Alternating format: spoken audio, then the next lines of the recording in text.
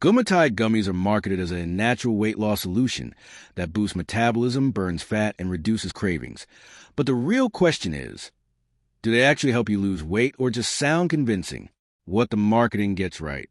Gumitide isn't completely made up. It follows a common supplement formula. May support metabolism slightly. Ingredients like berberine, chromium, or cinnamon are often included to support blood sugar and metabolism. Convenient and easy to take. Gummies are simple, taste good, and easier than pills. This improves consistency. May help with appetite awareness. Some ingredients can have mild effects on hunger or energy levels. Where it falls apart. No real proof of weight loss results. There's no strong clinical evidence that gummies like Gumitide lead to meaningful fat loss. Doses are usually too low. Even if ingredients are legit, gummies often contain much lower doses than used in studies. Heavy marketing, multiple official sites.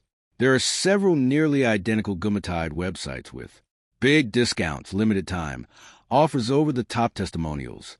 That's a common pattern in overhyped supplement funnels. Big claims, vague science.